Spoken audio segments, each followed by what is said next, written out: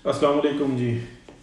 अच्छा, कुछ खबरें जो है ना इधर उधर से उड़ रही हैं कि जनाब इमरान खान साहब का जो है जो लाने वाले हैं उन्होंने साथ छोड़ दिया है। तो और इस वजह से वो प्रॉब्लम में आए हुए हैं। सोचने की कुछ बातें हैं, कुछ एंगल्स हैं जिसको हमें सबको गौर करना चाहिए। एक बात यह है कि क्या जो लाने वाले हैं उनको फरिश्ते हैं, आसमान से उतरे हुए फरिश्ते हैं कि जो गुनाहगार नहीं होते? कौन लोग हैं? वो भी इंसान ही है ना। उन्होंने एक एक्स्ट्रा इंसान फेवर दी और माजी में भी ऐसा होता रहा, लेकिन इस दफ़ा तो अन्यवाद ही, और जिसको वो फेस भी कर रहे हैं।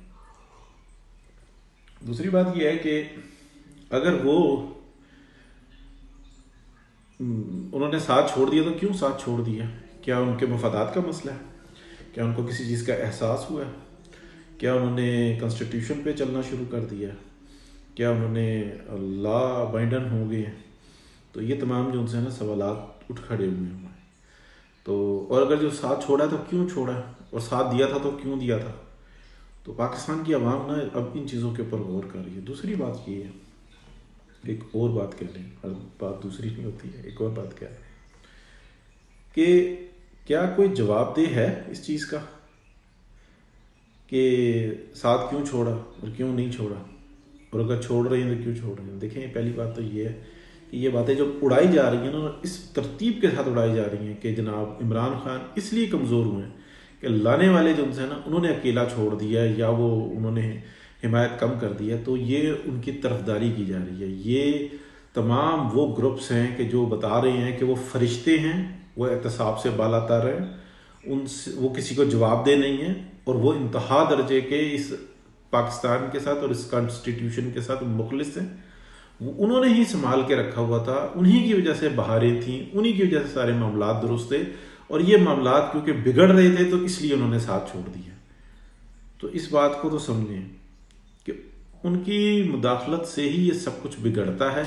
यही रोना है मियां मोहम्मद नवाज शरीफ का, यही रोना है सागडार का, यही रोना है PMLN का कि क्यों मुदाखलत करते हो तुम, क्यों मामलात को ख़राब करते हो, अपने वफादात हासिल करते हो, और उसके बाद जो है ना पीछे हट गए, आगे हो गए। लेकिन इस दफ़ा क्या हो रहा है, ये पहली स्ट्रगल है ना पाकिस्तान की 72 साल की तारीख की, ये पहली स्ट्रगल है ना कि बाकायदा एक अगेंस्ट जो ना खड़े हो गए कि हमने इस तरतीब से नहीं चलने देना सिस्टम को। वरना क्या होता था पहले कि कब्जा कर लिया, फिर दूसरी टीम आ जाती थी, वो कहती थी कि हम इनको हटाते हैं, हम आ जाते हैं, फेस बदलते रहते थे, पीछे सब कुछ होता था। लेकिन इस दफ़ा में जो है, अगर आप PDM को भी गौर से देखें तो उसके अंदर PMLN ही स्ट्रगल कर रही है, जो मेन स्ट्रगल है, जो मेन कुर्बानियां दे रही है। सेनेट के अंदर दूसरी बड़ी सियासी जमात है, मिल क्या रहा है? कुछ भी नहीं। चेयरमैन या डिप्टी चेयरमैन दोनों को एक दे दी, दूसरे को दूसरी दे दी। ठीक है, अब जो एक बड़ी वाली ले रहे हैं वो कह रहे हैं ठीक है हम ऊपर वाली निकाल लें, और नीचे वाली कह रहे हैं कि चलो हम नीचे वाली निकाल लें। आई बात समझ में? तो ये जो लाने वाले हैं ना इमरान खान को, ये इस तरीके की सियासत चला रहे हैं कि हम डिवाइड एंड रूल की पॉलिसीज पे चला रहे हैं। क्या इमरान खान के अंदर कोई अहलियत है? जवाबदेह हैं वो किसी चीज़ की? इमरान खान किसी को जवाबदेह भी नहीं है। जो उनकी टीम है ना, वो भी बड़ी निराली किस्म की टीम है ना। वो किसी तरीके की बात करती हैं और वो इल्ज़ामात की बात करती हैं। उनसे कोई सवाल कर लो, वो आपसे अगेंस्ट सवाल करेंगे। ठीक है, वो एक उनके पास एक फ़लसफ़ा है कि इल्ज़ामात लगाओ और वक्त पास करो, किसी चीज़ का जवाब नहीं देना। हम फरिश्ते हैं, हम किसी को जवाबदेह नहीं है, हम दयानतदार हैं। दूसरा चोर है, बेईमान है, डकैत है, जो काम करने वाला है उस पर एतराज़ करने वाले भी हम हैं। तो ये सिलसिला चल रहा है। और बाकी जहाँ तक बात रही नंबर्स की, जो इस वक्त में मौजू है, वो नंबर्स का एक आप कह लें कि अदाद-ओ-शुमार है, वो ठीक है काफ़ी हद तक। अब अगर उलट पुलट कोई होता है तो वो भी हो सकता है, ये अल्लाह ताला के काम है। लेकिन मैं आपको इसमें एक बड़ी हकीकत बताऊं कि जो अभी चल रही है, जो मौजूदा वक्त की हकीकत है, वो ये है कि जमहूरियत जो है ना, पाकिस्तान की तारीख के अंदर पहली दफ़ा जमहूरियत मजबूत हुई है। अवाम के नुमाइंदे मजबूत हुए, अवाम के नुमाइंदों ने अपना फैसला सुनाया। हम नहीं मानते बात, कुछ को दबा लिया, ब्लैकमेल कर लिया, लेकिन बाकी के उठ खड़े हुए। सियासत के अंदर ये होता है ना, रिपब्लिकन्स डेमोक्रेट में चले जाते हैं, डेमोक्रेट रिपब्लिकन्स के साथ चले जाते हैं, जुड़ जाते हैं। पार्टियां चेंज करते हैं इसका मतलब ये है कि स्टेट से वफादारियां तब्दील करते हैं, ऐसा नहीं होता।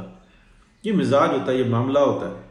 कायदे आजम कांग्रेस के मेंबर थे, अगर वो मुस्लिम लीग के अंदर आ गए, बानी तो नहीं थे, अगर मुस्लिम लीग के अंदर आ गए तो इसका मतलब यह है कि उन्होंने मुसलमानों से वफादारी तब्दील की है? नहीं।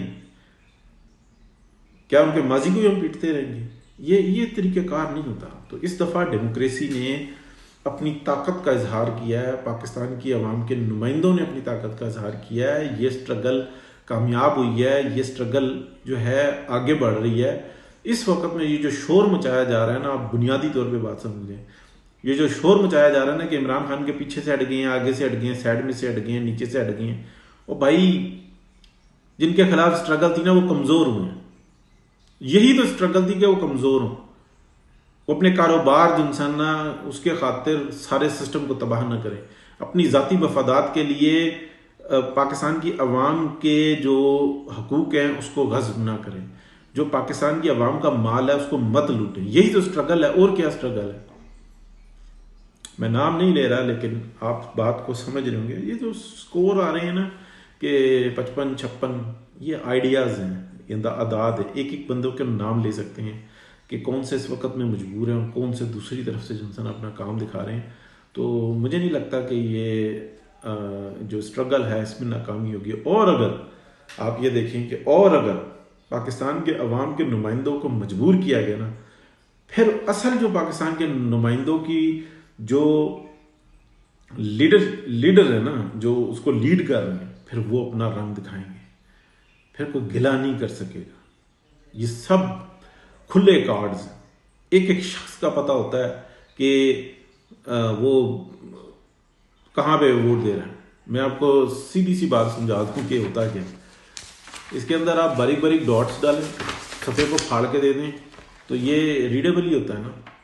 जिस टाइम में आप एक तरफ वोट को साइन करते हैं और फिर उसके बाद सफ़ा फाड़ के दे देते हैं, लो जी, या शेर को लगाओ या तीर को लगाओ या बल्ले को लगाओ, तो वो सफ़ा फटा हुआ तो वहाँ से होता है ना, बीच में से एक डॉट्स होते हैं, तो बाद में उनको साथ जोड़ के पता लग जाता है। इस पेपर के ऊपर ना बारीक बारीक रेखे होती हैं, अगर इसको माइक्रोस्कोप से देखें तो पता लग जाता है कि कौन सा सफ़ा कहाँ से फटा हुआ।